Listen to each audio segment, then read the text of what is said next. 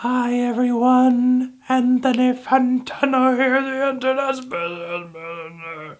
And it's time for a review of the new Shad album, Flying Colors. This guy is a rapper of Kenyan descent who hails from London, Ontario, Canada. I believe this is his fourth full-length studio LP, and easily this guy is one of the brightest MCs that our neighbors to the north have to offer. He has flow, he has personality, the lyrics he dishes out usually have a pretty sharp sense of humor, and his vocals, his cadence, just the sound of his voice just has a really friendly demeanor. Like, whoa, I kind of want to hang out with this dude and be his best friend.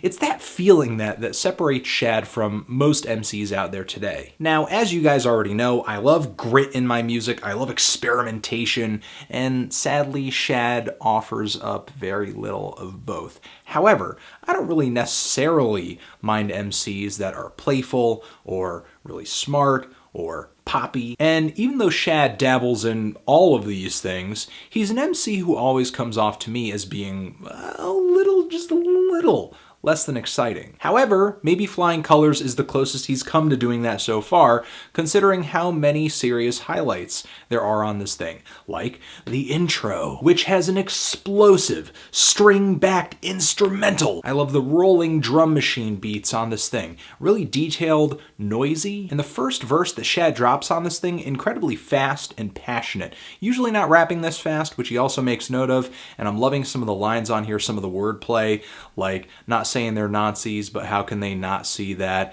It's a white world, they don't even want that coffee black. He also says that he's a vet, but not the type of vet that's feeling these cats. And Shad has three other pretty good features on this track as well. Lisa Lopsinger, hope I'm pronouncing her name correctly, sings pretty beautifully over this very glistening chorus. Ian Kamau has this beautiful bit of spoken word in the midst of this track, and I think maybe the shakiest verse on this thing, maybe not necessarily 100% necessary on this thing, is Chaos's verse, which closes things out. And while his wordplay isn't bad on this set of bars, I guess I wasn't crazy about his flow and just sort of the heaviness of his voice and the distortion that really made him stick out past the beat on this thing. To me, not really a pleasant way to finish this song off. Still, it is one of my favorite tracks on this LP, along with Fam Jam, a song whose instrumental feels like a mix between hip-hop grooves and some turntable cuts and a cake instrumental. Yep, kind of feels like cake. And the song is essentially an ode to immigrants, people who have come to America looking to make a better life for themselves. And Shad especially delves into his own Kenyan roots, talking about how we've had immigrants that have gone from donated clothes to caps and gowns, and how his mother moved them away from where they were, and Shad growing up realizing that there was sort of fighting, turmoil, murder going on in the motherland. Stylin', not a bad song either, one of the lead singles off of this LP. Shad with Socrates on the hook singing very soulfully, and with a pretty sharp beat and a heavy buzzing bass line, we essentially have Shad spitting bar after witty ass bar, saying he's like a combo of Nickelback and the Diplomats, or even the line about how he runs like a Kenyan because he's Kenyan, ask his mama. And I love his bars on here about how somebody may love his music but they hate rap, awkwardly addressing that sort of weird moment when you're dealing with somebody who doesn't quite understand that there is rap music out there that is deeper and more emotional and sort of moves beyond what the lyrics you're usually hearing in the mainstream stuff is. I especially love the last verse on this track too, with all of the acronyms at the end. Really nice theme at the end of this track, and Shad sort of passes it and delivers a lot of bars with Flying Colors. And the song Love Means, while maybe not the most hard-hitting and sharp instrumental of the bunch,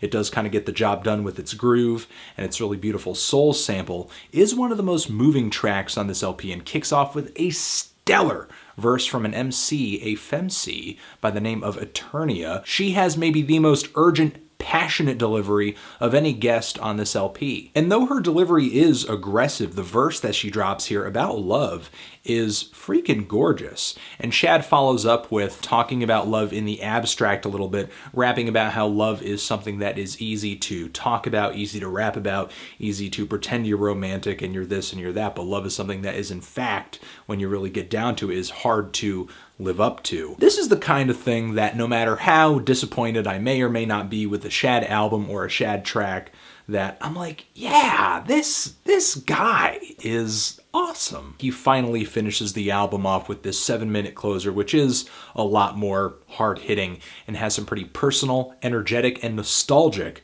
bars throughout. But when it comes to the sadder or more toned-down tracks on here, he just doesn't bring the emotion that really makes these songs have an impact or makes them moving to listen to. Like the song Y'all Know Me, which to me energetically is just too middle of the road to be memorable. I like a lot of Shad's bars, but the instrumental and the flow and again the energy of this track just isn't there. And the song He Say She Say, another track that lyrically is interesting, a song about how it seems like Shad is rapping from the standpoint of a younger version of himself, rapping, trying to make it, but dealing with a girl in a relationship who is sort of putting up with him being childish and chasing these pipe dreams. The instrumental here doesn't really give much weight to the story, especially with the smooth jazz trumpet playing toward the end. And the song Dream, while I think it kind of continues on this theme of Shad succeeding and achieving in hip-hop music and in his career,